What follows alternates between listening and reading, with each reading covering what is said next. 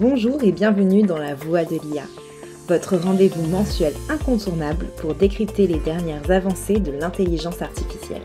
Chaque mois, nous retrouvons Thomas Gestin, le cofondateur de Yelda AI, qui développe des IA vocales de service client. Passionné et expert du domaine, Thomas nous fait l'honneur de partager sa vision et son analyse sur 4 actualités marquantes qui façonnent le monde de l'intelligence artificielle. Installez-vous confortablement, c'est parti pour votre dose mensuelle d'innovation. Salut Thomas. Salut Mélissa. Bienvenue à tous sur ce 4e épisode de La Voix de l'IA par Yelda AI. Aujourd'hui, on a 4 thématiques qu'on va aborder tous ensemble. Le premier sujet, ce serait quand l'IA ressuscite les victimes pour témoigner lors des procès. Alors, pour vous recontextualiser un petit peu cette histoire qui est sortie il y a vraiment très peu de temps sur tout ce qui est news, etc. Ça se passe aux États-Unis, en Arizona, où la famille de Chris Pelkey, je pense que ça se dit comme ça, qui était un vétéran qui a été tué en fait par un automobiliste avec qui il s'est disputé au volant en 2021. Et en fait, le procès s'est tenu il y a tout juste quelques semaines. Et en fait, la famille a utilisé l'intelligence artificielle pour recréer en fait la voix et l'image en fait lors du procès, pour un petit peu le faire. Donc Thomas va vous montrer, voilà, pour en fait le faire témoigner et pour le rendre en fait plus humain vis-à-vis en fait des jurés, etc. Chose qui a fonctionné parce que du coup le juge a prononcé une peine plus lourde que celle qui a été requise, notamment parce que, enfin du coup c'est tout l'enjeu, mais on pense que cette innovation technologique entre guillemets a rendu un petit peu la personne décédée plus humaine, etc. Enfin on s'est plus rendu compte de qui c'était et de qu'est-ce qu'on jugeait exactement. Et du coup dans ce cadre-là, j'ai pas mal de questions à poser à Thomas. Est-ce que Thomas, dans un premier temps, tu veux un petit peu partager tes impressions par rapport à cette news un peu délirante? Ouais, alors c'est vrai que c'est assez dingue, c'est une première. Je vais diffuser là quelques secondes de sa vidéo.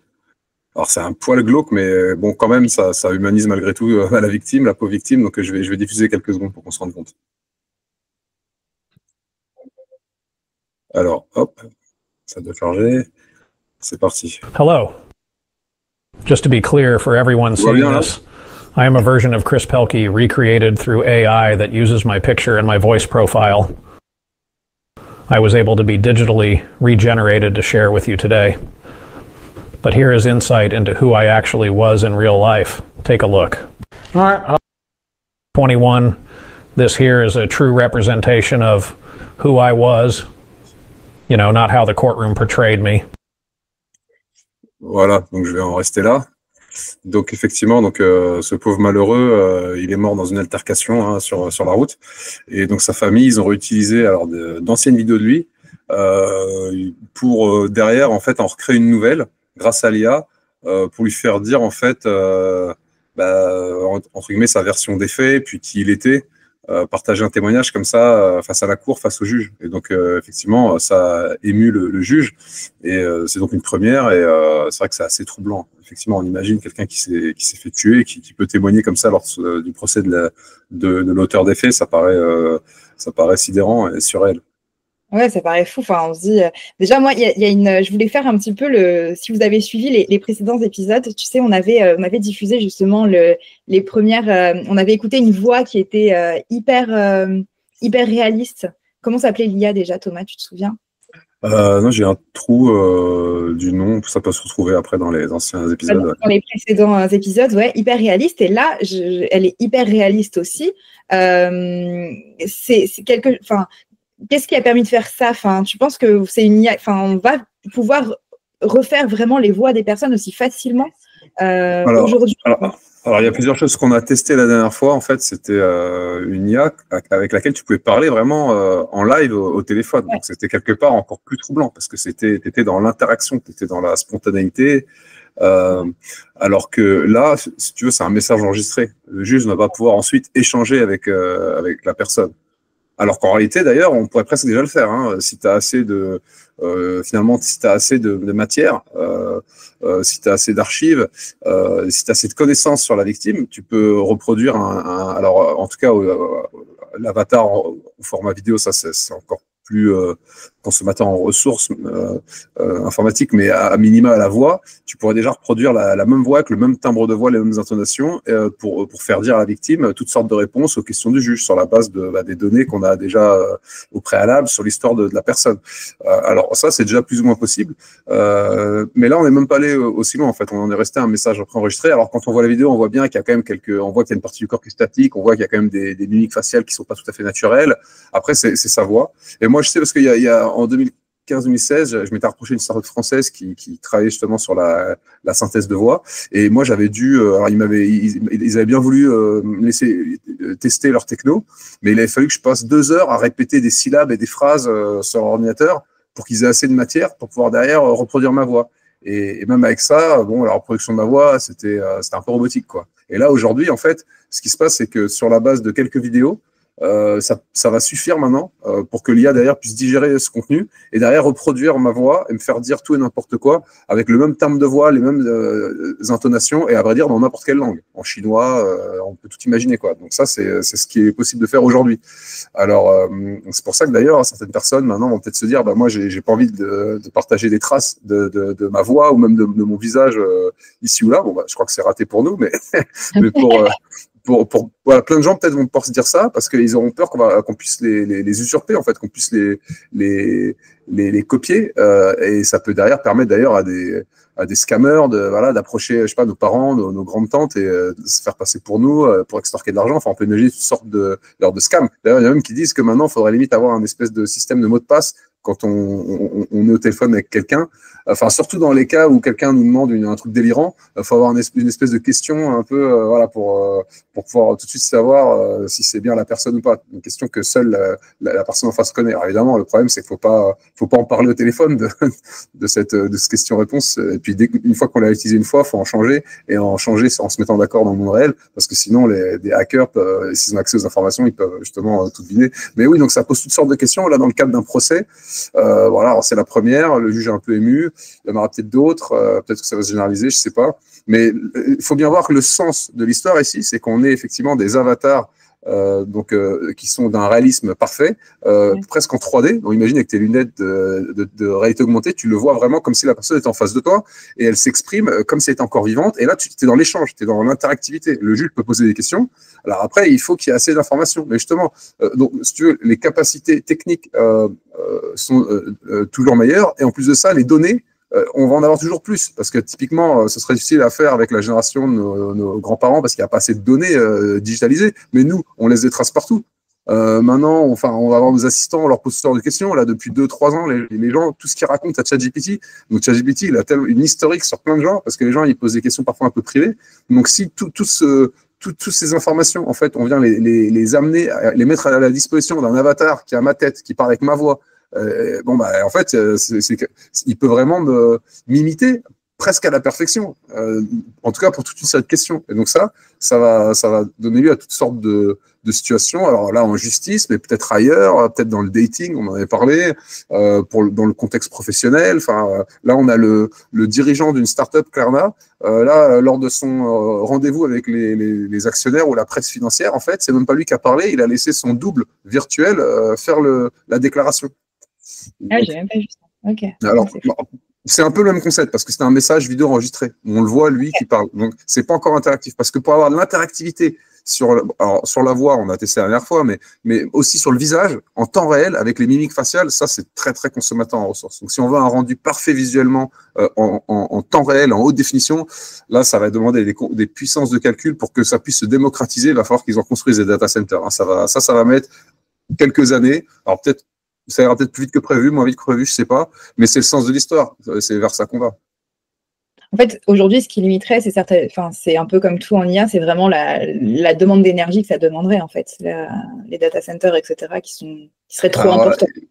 Alors, il y a 3 facteurs limitants. Il y a déjà les données. Voilà, faut qu'on ait assez de données à disposition. Tous les êtres humains n'ont pas digitalisé assez de leur on va dire de leur existence, de leur histoire, de leur mémoire. 2, il n'y a pas peut-être encore les algorithmes, tu vois, le code qui a été encore conçu pour pouvoir le permettre, et puis effectivement la puissance de calcul aujourd'hui. Mais si la puissance de calcul apparaît, ils développeront les algorithmes. C'est parce que ça sera pas si sorcier que ça. Parce que sur la base d'assez de données filmées de toi ou moi, on va reproduire un avatar quasi parfait. Mais c'est juste que si on veut que ce soit parfait, il faut que j'ai des enregistrements en haute définition ou en tout cas assez. Alors après, il y a même des algorithmes d'IA qui vont optimiser, qui même si la vidéo n'est pas parfaite, ils vont faire des approximations pour faire un rendu en haute définition, vraiment troublant.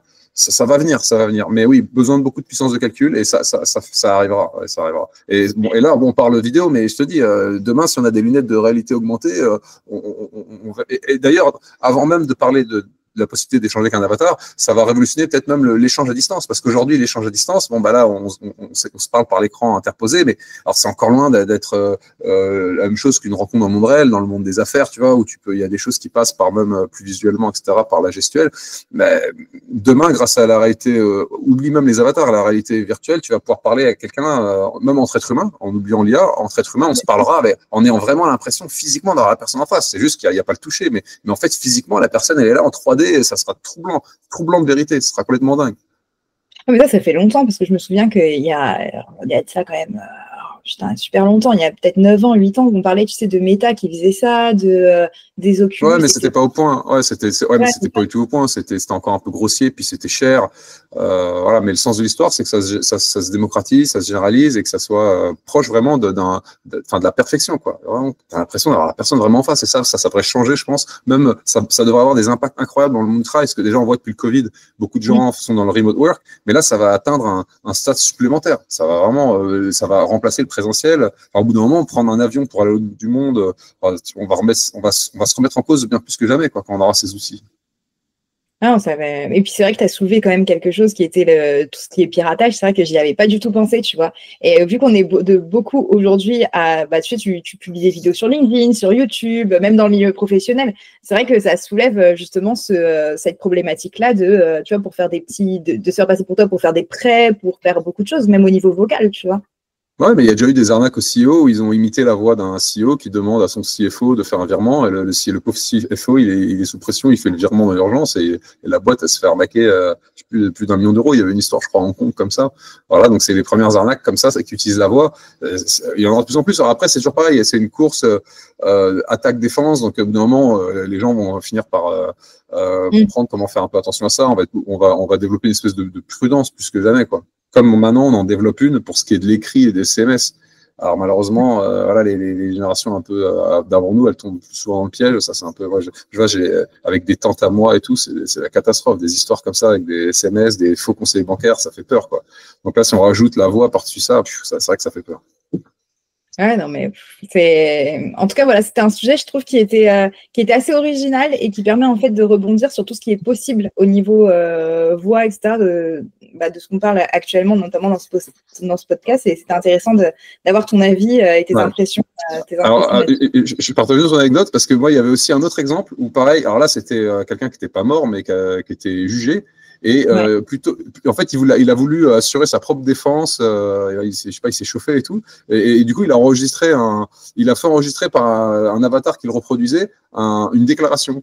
Et au moment de se défendre, alors je crois que c'était une comparution en ligne ou je sais pas quoi, plutôt que d'improviser lui-même, il a dit je vais assurer ma propre défense. Et il a voulu faire croire que c'est lui qui parlait en direct à ce moment-là. Et il a diffusé la vidéo. Et là, il s'est fait démonter par le juge qui a tout de suite grillé que c'était de l'IA, c'était pas très bien fait. Enfin bref, échec total. Le gars s'est fait démonter.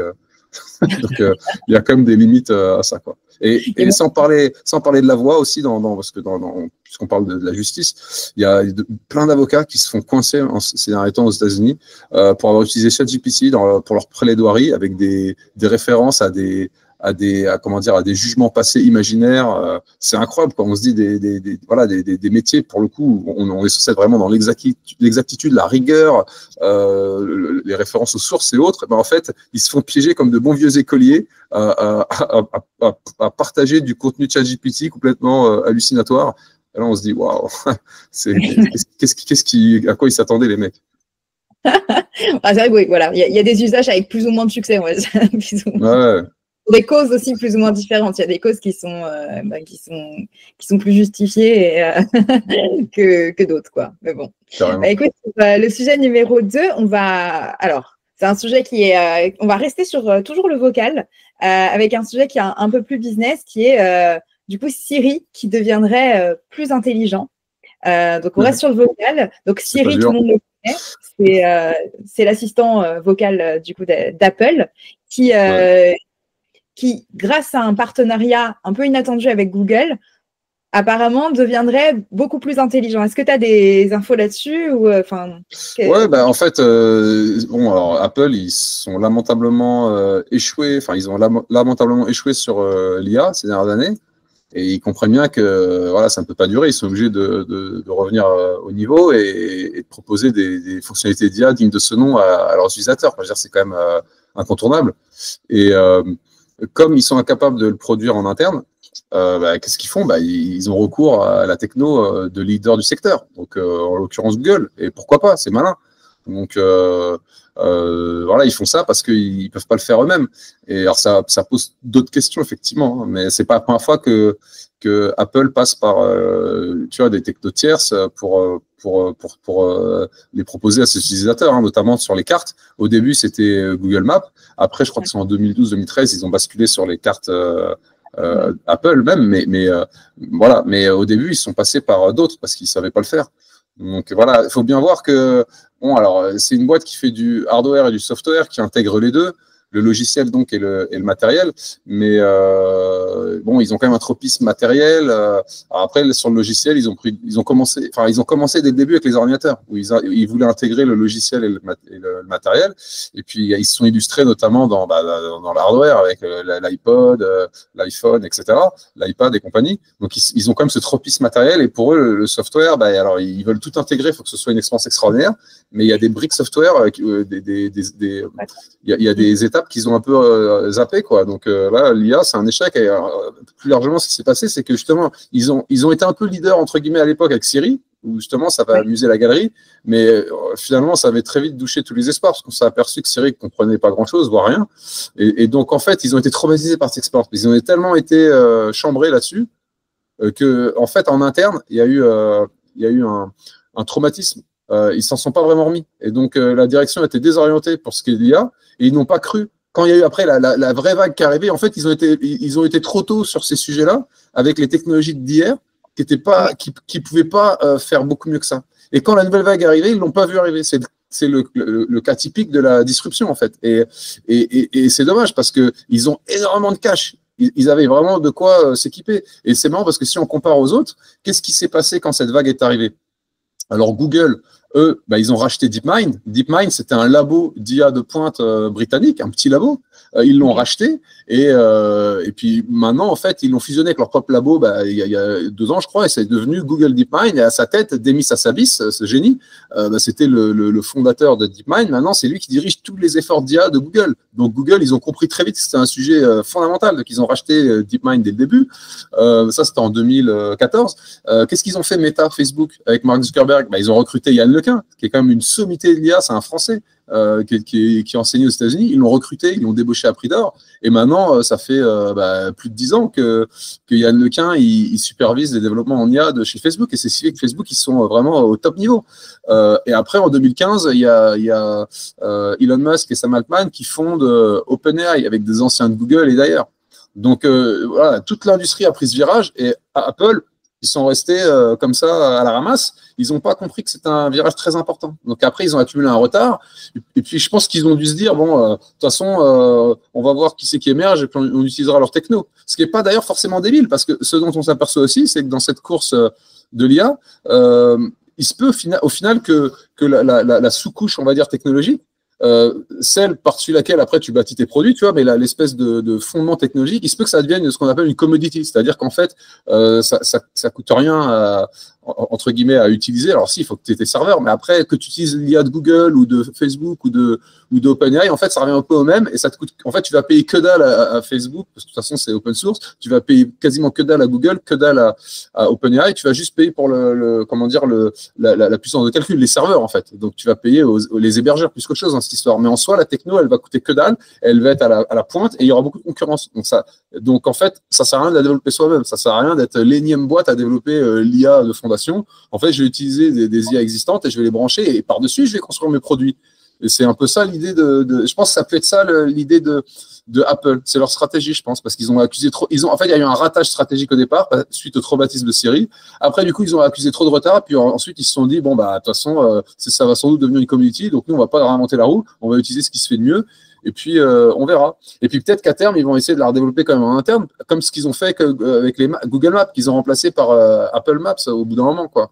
C'est possible qu'il y ait ce virage. Mais c'est vrai que ça pose la question de la stratégie d'Apple, parce que Apple, après la mort de Steve Jobs, on a Tim Cook qui a pris la tête, mais lui, c'est plus le très bon gestionnaire qui, dans la continuité un peu de Steve Jobs, bon, va essayer de continuer à faire prospérer Apple. Mais est-ce que c'est le mec capable de faire des virages stratégiques de dingue?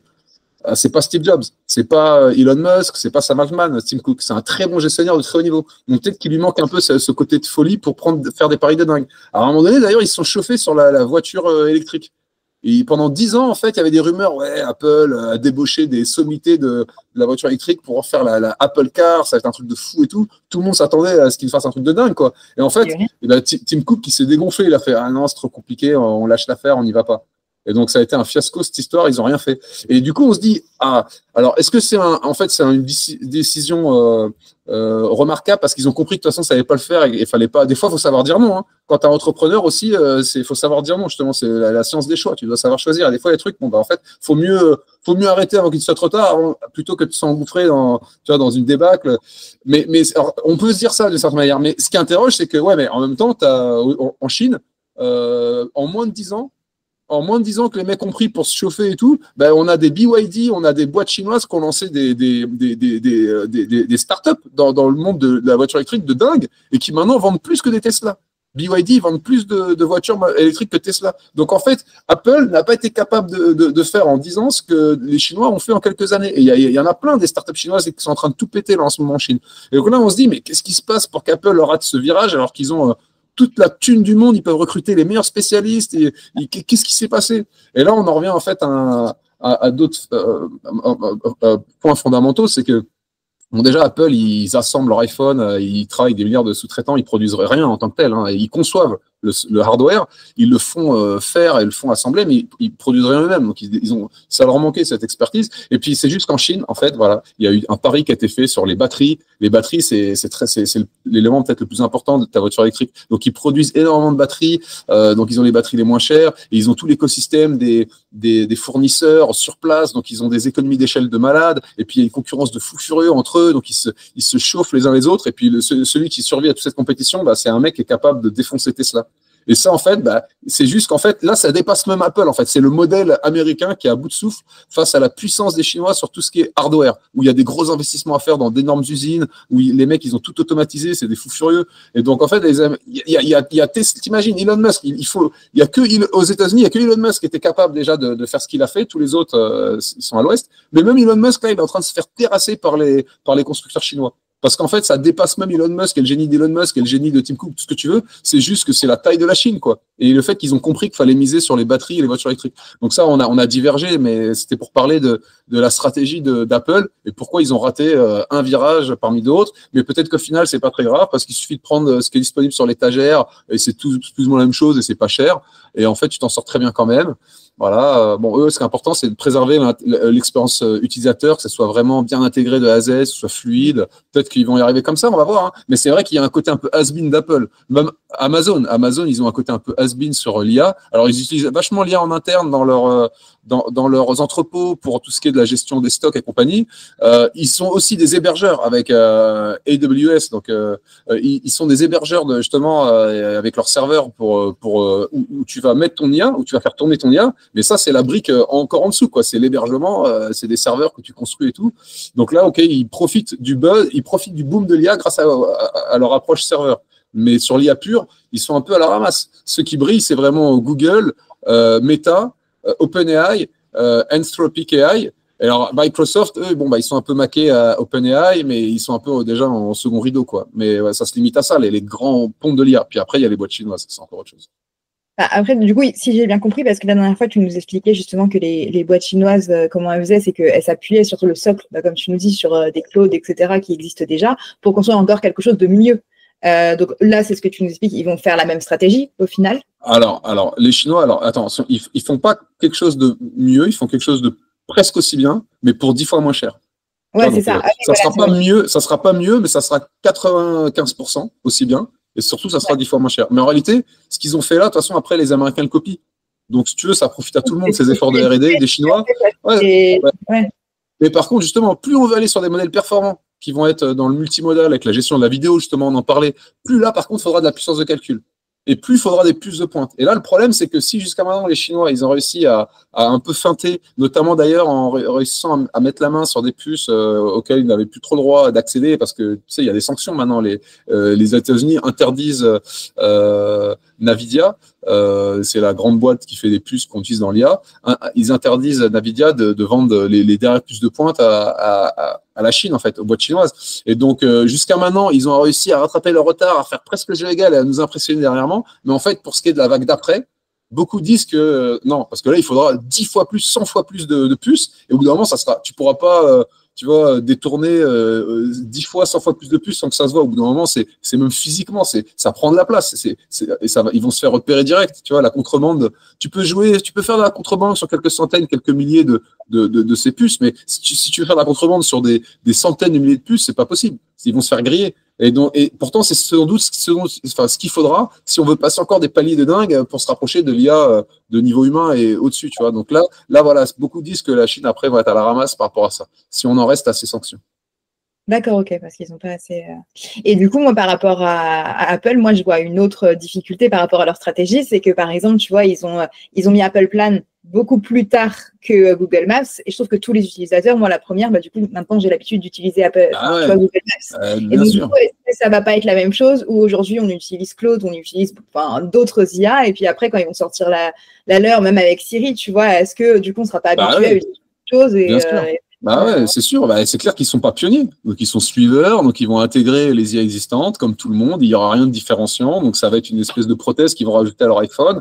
Ça sera pas une expérience peut-être aussi bien intégrée que ce que peuvent peut-être espérer faire d'autres personnes. D'ailleurs, ah oui, j'en ai pas parlé, mais fait troublant qui date de ces derniers jours. Johnny Ive, le designer emblématique d'Apple, qui a quitté Apple en 2019, il vient de se faire embaucher par qui? Par OpenAI. Parce que Sam Altman, le petit malin, il est que dans le software, mais il a un projet de faire du hardware aussi. En fait, il a dit qu'il voulait faire un équipement informatique. Alors, il n'a pas exactement avec les formats, mais apparemment, il n'y aura pas d'écran. Ce ne sont pas des lunettes, donc on ne sait pas trop ce que c'est. Est-ce que c'est un truc que tu accroches autour de ton cou, une montre connectée, on ne sait pas trop, mais il n'y a pas d'écran. En fait, c'est un truc auquel tu vas parler. Ça va être un assistant d'IA auquel tu vas parler. Que tu vas mettre je sais pas où, peut-être dans tes oreilles, j'en sais rien.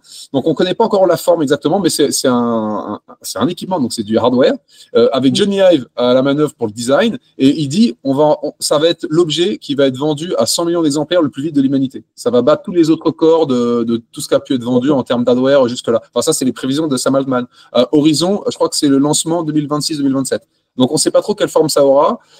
Mais tout ça pour dire que, ouais, là, Apple, gros coup de vieux, parce qu'ils vont intégrer à la ramasse les technos des autres dans leur propre assistant.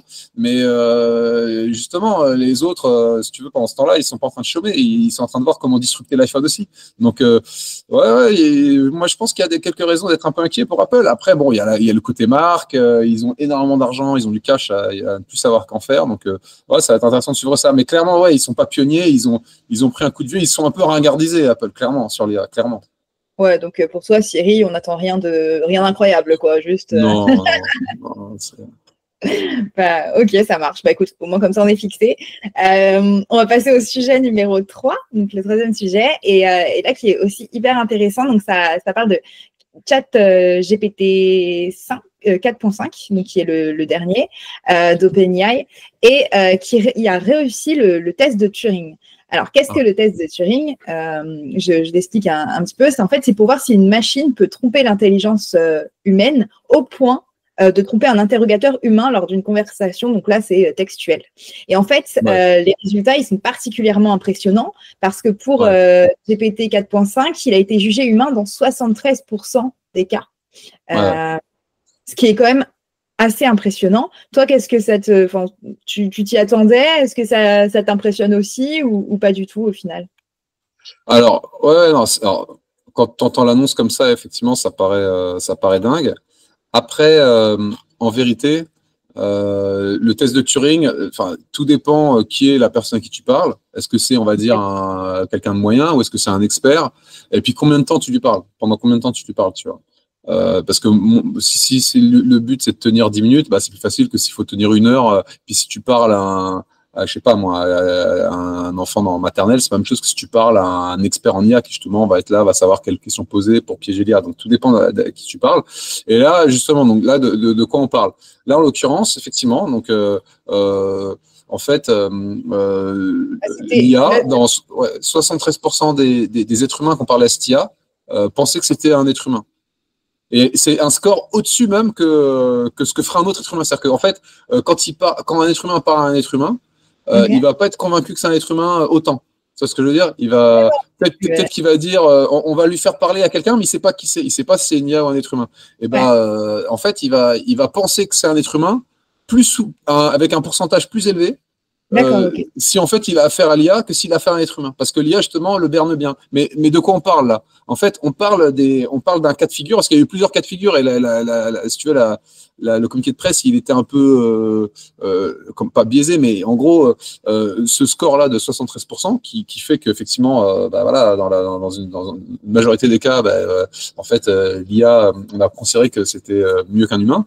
En fait, c'est parce qu'on avait demandé à cette IA de jouer le rôle d'un adolescent qui notamment est passionné de culture numérique et digitale. Donc, tu vois, c'est typiquement, imagine-toi, tu es un être humain moyen, tu parles à quelqu'un, on te dit que c'est quelqu'un qui est passionné de culture digitale. Bon, bah, c'est peut-être justement la persona, tu vois, le profil qui est peut-être le plus facile à simuler pour une IA qui est entraînée sur tout le contenu d'Internet. Et peut-être, surtout si toi, tu es un être humain moyen, donc tu es peut-être un adulte, un jeune adulte, tu connais pas tous ces codes de la culture digitale, donc tu as une espèce d'IA qui te parle un peu comme un ado et qui t'embrouille avec des termes, tu peux peut-être facilement te faire berner. Donc je trouve que c'est pas... Moi, j'ai vu ça, mais je dis, OK, bon, c'est pas... aussi bluffant que si c'était, tu vois, plusieurs profils très différents les uns des autres, et qu'à chaque fois, effectivement, quel que soit le profil en fait à qui tu penses t'adresser, bah tu penses que c'est un être humain, alors qu'en fait c'était une IA, tu vois. C'est pas, j'ai pas trouvé ça aussi convaincant. Mais là, je crois ils ont même pas testé, d'après ce que j'ai vu, ils n'ont pas testé plusieurs profils. C'est juste, ils ont testé une fois 100 profils de personnalité, donc sans indication de personnalité à l'IA. Et là, le taux de victoire a été de 36%. Voilà, exactement, c'est ça. Si en fait il n'y a pas de personnalité, que tu penses avoir affaire à quelqu'un, un profil on va dire générique un peu, et ben en fait tu vas moins souvent te faire berner, tu vas moins souvent croire que c'est une IA, tu vas moins souvent croire que c'est un être humain quand c'était une IA, tu vas plus te rendre compte que c'était une IA, tu vois. Donc c'est pas, on n'y est pas encore, mais on n'y est pas encore, mais ça va venir, parce que de toute façon, je veux dire, on va avoir des voix de plus en plus réalistes, et là je crois que c'était à l'écrit, c'était du chat. De toute façon. Ouais. Mais on va avoir de toute façon, voilà, à force d'apprentissage sur toutes les données d'Internet, tout ce que tu veux, sur toutes les professions, tous les cas de figure, c'est qu'une question de temps. Et après, il faut distinguer deux choses, encore une fois. Il y a le test Turing ultime, où là, tu dois tromper même un expert qui est vraiment, qui connaît toutes les ficelles, et tu dois le berner lui. En fait, il faut qu'il se trompe. C'est-à-dire que on va le faire parler, cet expert, à des êtres humains et à des IA. Il faut qu'il sache plus à qui il parle, et il faut qu'il pense qu'il parle à un être humain quand en fait il parle à une IA. Tu vois, il faut réussir à le tromper comme ça. Mais lui, t'imagines, il connaît toutes les ficelles. Donc aujourd'hui, si tu veux, l'IA n'est pas capable de passer le test de Turing dans ces conditions-là. Une IA aujourd'hui, la meilleure des IA, n'est pas capable de tromper un expert de l'IA qui va poser toutes sortes de questions et qui en 20 minutes va pouvoir te dire avec quasi certitude quand est-ce qu'il avait affaire à une IA, quand est-ce qu'il a affaire à un être humain. Donc on n'y est pas encore. Par contre, on devrait y venir à un moment donné, parce qu'on n'est que sur du langage, on devrait peut-être y venir, à supposer encore une fois qu'on ne soit pas sur une durée trop longue, parce que si on est sur une durée vraiment longue, l'expert il va commencer à lui poser des questions de logique, et l'IA il va finir par s'embrouiller parce qu'il y a encore des hallucinations, etc. Par contre, si on prend quelqu'un qui n'est pas expert, mais un être humain lambda, ou peut-être même la génération de nos parents, de nos grands-parents, là c'est évident qu'on est à quelques années du point où ils se font complètement berner. Tu vois, surtout si tu t'y attends pas, tu vois, surtout si tu penses par défaut parler à un être humain, et en fait tu parles une IA qui est ultra réaliste. Si t'es pas un expert déjà, et qu'en plus tu te méfies pas parce que t'es pas dans un contexte où par défaut tu te serais méfié, tu vois, c'est clair que tu vas te faire arnaquer. tu vas te faire avoir. Et alors, c'est pour ça qu'il va falloir développer une méfiance. Parce que, alors déjà, ça va aider. À défaut d'être l'expert qui sait poser les questions qui tuent, au moins être méfiant. Parce que si déjà, t'es pas un expert, tu sais pas du tout ce qu'une IA sait faire ou ne sait pas faire, et qu'en plus, tu te méfies pas, parce que tu penses parler à l'être humain, mais là, c'est là on est peut-être déjà dans ce scénario aujourd'hui où tu as plus de la moitié des êtres humains qui vont se faire avoir. Tu vois, parce qu'ils n'ont pas le degré de maturité ou le degré de méfiance suffisant pour sentir l'arnaque, quoi, tu vois. Et donc, ils peuvent tomber dans le panneau. Alors, surtout si on est sur du chat, tu vois. Alors, si on est sur la voix, là, faut que la voix fasse encore des progrès pour qu'il n'y ait plus du tout aucune petite irrégularité et que ce soit vraiment parfait. On n'y est pas encore, mais ça viendra aussi. Ça viendra aussi et ça va poser toutes sortes de questions, effectivement. C'est faux parce que tu peux t'imaginer, enfin je sais pas, j'ai peut-être un peu loin, mais tu sais, recréer par exemple le site web, juste l'interface du site web d'une banque, et puis mettre un chat avec ton conseiller, et puis voilà quoi, mais tu sais, avec un... Ouais. Bien sûr, ah ouais, non mais c'est clair, hein, c'est ce genre d'arnaque, c'est presque déjà possible. Bah ouais, de toute façon, après ça, à la limite, ça passe même pas par l'IA, mais souvent, ouais, ils reproduisent des faux sites internet, c'est le phishing à l'ancienne, c'est-à-dire qu'ils font un faux site internet, tu parles à un être humain, un vrai être humain, après, c'est juste qu'aujourd'hui, ce sont encore des êtres humains qui le font, parce que c'est quand même de l'arnaque de haute volée, il faut convaincre un être humain de donner toutes sortes d'informations, etc. Mais si demain, les IA sont tellement au point que, et que tu peux faire ça à grande échelle, tu vois, t'appelles des milliers de pauvres mamies, de pauvres papis qui comprennent rien, qui se font complètement embobiner. Mais c'est ça. Donc, de toute façon, ce qui va se passer, c'est que on va avoir des premiers scandales. Et là, il va y avoir une prise de conscience. Il va y avoir de l'éducation, il va y avoir de la prévention. Et on va vraiment expliquer, non, mais là, tu peux pas. Tu vois, moi, j'explique déjà ça à ma mère. C'est que ne clique jamais sur un lien dans un SMS. Jamais. La banque ne va jamais t'envoyer un SMS. Arrête, s'il te plaît. Ils ont du mal à intégrer tout ça. Ça a l'air. Tu vois, donc c'est difficile, quoi. C'est difficile. En même temps, même moi, des fois, tu sais, quand tu reçois votre colis, t'en entends un, votre colis n'a pas pu te dire, mais est-ce que je clique pas? Bon, on va dire que non, mais j'hésite quand même un petit peu, quoi. Non, mais c'est dangereux, hein. Ça peut arriver à tout le monde, hein. Mais j'ai des amis, enfin, moi, j'ai failli me faire avoir. J'ai un ami, il s'est fait. J'ai des gens qui se font arnaquer, hein, même de notre génération, hein. Ça arrive, hein. Franchement, oui, de plus en plus, je pense. Et juste, j'avais une question. Qu'est-ce qu'ils se disent pendant ces tests de Turing? Enfin, ils discutent de ce qu'ils veulent, en fait. C'est qui gère, tu sais, toi? Par exemple, ils vont discuter de ce qu'ils veulent, mais c'est ça. Ils peuvent aborder. Mais justement, comme ils n'interrogent pas des experts de l'IA, qui sont dans un statut de méfiance, tu veux, les gens vont pas forcément poser des questions qui tuent, tu vois, des questions pièges de ouf, tu vois. Ils vont avoir une discussion normale et qui vole pas très haut, tu vois. Et donc, dans ce contexte-là, pendant 20 minutes, une personne moyenne, voilà, on peut arriver pour certains profils, tu peux arriver à un cas de figure. Voilà, en l'occurrence, là, ils ont cité pile le cas de figure où effectivement là, une majorité d'êtres humains a été convaincue de parler à un autre être humain, alors qu'en fait, c'était une IA, tu vois. Est-ce que tu es tout le temps obligé, tu vois, de lui donner, parce que imagine, enfin, moi, vu que je sais pas quelle question de calcul lui poser, je lui poserais plutôt des questions sur sa vie, sur, tu vois, des choses qu'une IA, sur lesquelles elle peut potentiellement être limitée. Est-ce que tu es obligé, l'IA, quand même, de la briefer pour lui donner un profil, ou est-ce qu'elle peut s'en créer, elle, un? Non, mais ça, il y a plusieurs façons d'organiser ce test. Donc là, ils font un peu comme ils veulent. Mais normalement, en fait, non, c'est une discussion libre. C'est juste qu'ils se disent, peut-être que c'est 20 minutes. Là, tu as 20 minutes où tu discutes. Et à la fin, tu nous dis si tu penses que tu as parlé à un être humain ou une IA. Et en fait, tu fais ce test aussi, tu leur fais parler évidemment à aussi des êtres humains et à des IA, tu vois, pour noyer un peu le poisson.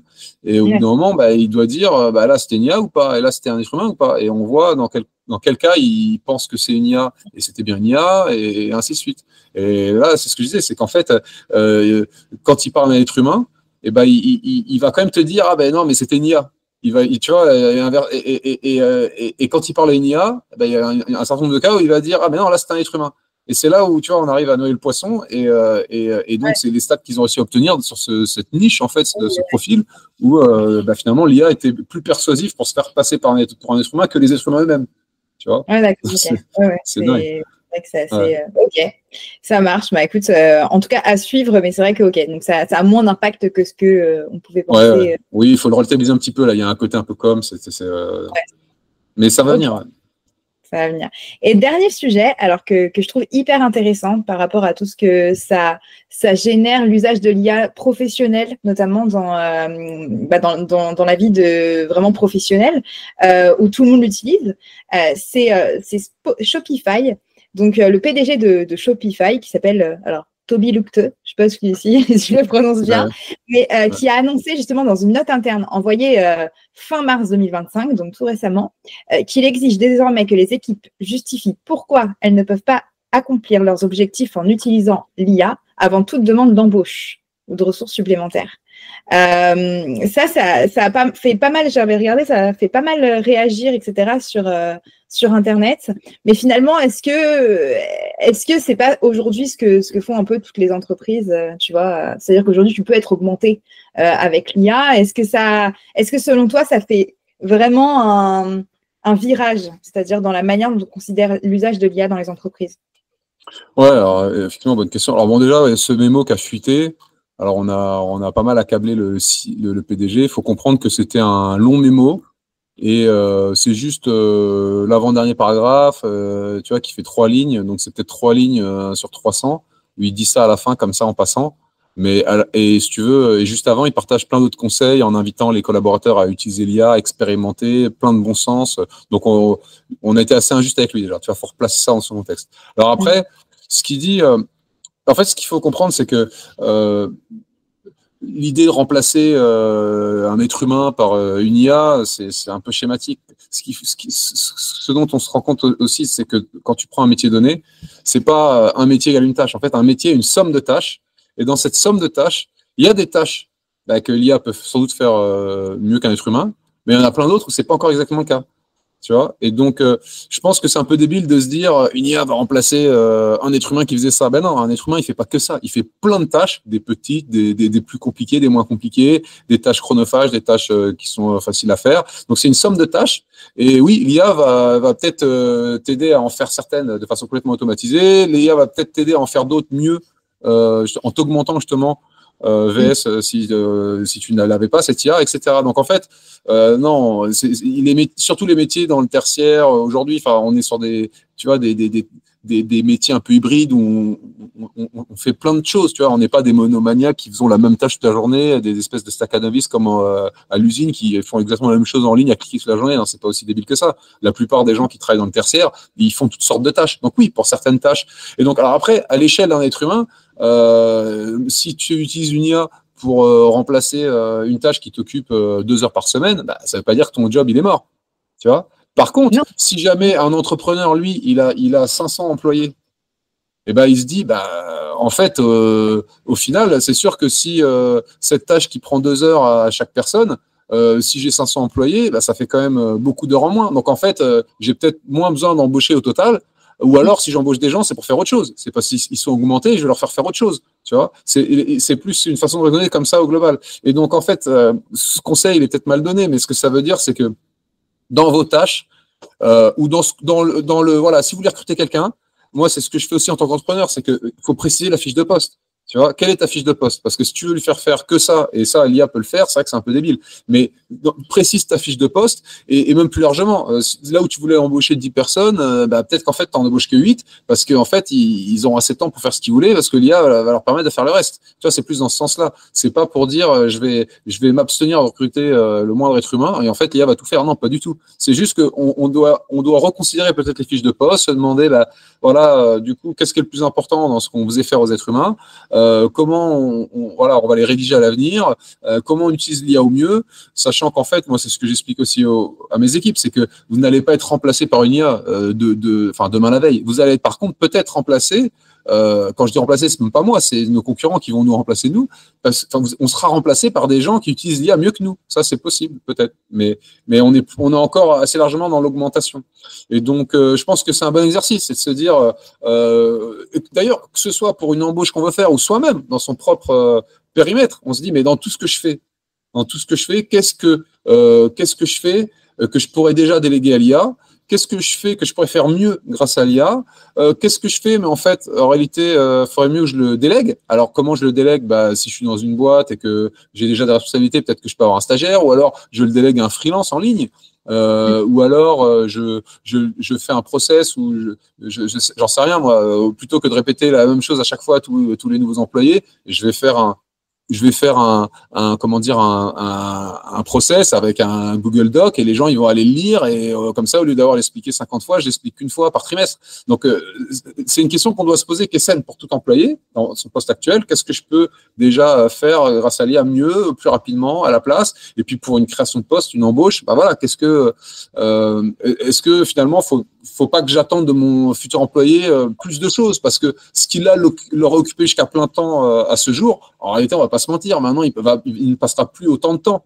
Mais pour autant, je vais pas me retenir de faire une embauche, parce qu'on peut pas encore remplacer directement un être humain par l'IA. Donc non, je vais faire une embauche, mais je vais être peut-être plus exigeant. Je vais dire à l'employé, non mais ok, je t'embauche, mais il faudra que tu puisses faire ça, ça et ça et ça. Et d'ailleurs, tu pourras utiliser l'IA pour le faire, il n'y a pas de problème. Il faudra le faire juste intelligemment et relire à la marge, tu vois. Donc moi, je vois plus ça en termes de décomposition d'un métier en différentes types de tâches. Quelles sont les tâches que je peux effectivement confier à l'IA? Et ça, aussi bien pour une embauche que pour tout employé qui s'interroge sur son propre périmètre du jour. Et voilà, plutôt que de se dire non, mais en fait, ce métier-là, il peut être complètement remplacé par l'IA, donc ça n'a pas de sens. Je vais pas recruter, je vais demander à une IA de le faire. Mais non, mais quelle IA va faire un job où on fait de la dentelle, on va interagir avec des êtres humains, on va poser des questions. Alors d'ailleurs, il y a une étude sur laquelle je suis tombé aussi qui disait que si l'IA faisait gagner du temps, l'IA crée d'autres tâches. Et en fait, du coup, le gain en temps, dans bien des cas, serait presque nul, en fait. Donc, il y a plein de boîtes, elles mettent en place l'IA, mais il n'y a pas de gain de temps, parce qu'on gagne du temps d'un côté, mais on en perd de l'autre. Alors, un exemple, c'était avec les profs. C'est-à-dire que les profs, ils gagnent du temps avec l'IA, mais ils en perdent parce qu'ils doivent vérifier si oui ou non les élèves ont triché avec l'IA. Et donc, le temps qu'ils passent à vérifier si les élèves ont triché à cause de l'IA, peut-être qu'ils le compensent en étant plus productifs par ailleurs, mais du coup, au final, il n'y a pas de gain de temps, ça se compense. Et donc, dans plein de métiers, apparemment, il y avait cette étude qui montrait que c'était aussi le cas, que les gains de temps n'étaient pas absolument évidents, quoi. Oui, parce que le temps que tu choisisses le bon prompt, que tu travailles derrière, etc. Mais des fois, ça te permet de faire des choses de meilleure qualité. Bien sûr, bien sûr. Mais ouais, là, je pense que ce qui a plutôt choqué, c'est le fait finalement qu'il le verbalise concrètement dans une note plutôt que, tu vois. Parce que voilà, mais en fait, on l'a monté en épingle parce qu'encore une fois, tu vois, c'était un long. D'ailleurs, je vais juste pour terminer là-dessus, je vais le montrer, hop, à l'écran, ça va être plus parlant. Hop. Donc en fait, voilà, il l'a ensuite rendu public sur Twitter puisque ça avait filtré. Donc là, voilà notre ami le CEO, et donc voilà sa note. Donc blablabla, paragraphe, l'IA c'est très bien, faut la tester, nanana, super. Ah voilà, qu'est-ce que ça veut dire? Alors petit 1, petit 2, les prototypes, petit 3, petit 4, petit 5. Avant vraiment de se demander si on a besoin de ressources en plus, il faudrait faire la démonstration qu'on peut pas le faire déjà en utilisant l'IA. Voilà, un paragraphe de 3 lignes. Et après, pour la suite, voilà. Nanana. Donc, en fait, voilà, on est sur un long mémo. Et là, c'est un paragraphe de 3 lignes qui a été sorti de son contexte. Donc, honnêtement, voilà, on a quand même on lui tombait dessus à bras raccourcis. C'était quand même un peu injuste, je trouve. Écoute, en tout cas, ça nous a fait une news. Et ça nous a permis un peu de détricoter tout ça. Écoute, merci beaucoup pour avoir partagé ton avis sur ces 4 sujets. C'était hyper intéressant. Et puis, on se retrouve le mois prochain pour 4 autres sujets, toujours sur l'IA et la voix de l'IA. Merci, Mélissa, avec plaisir.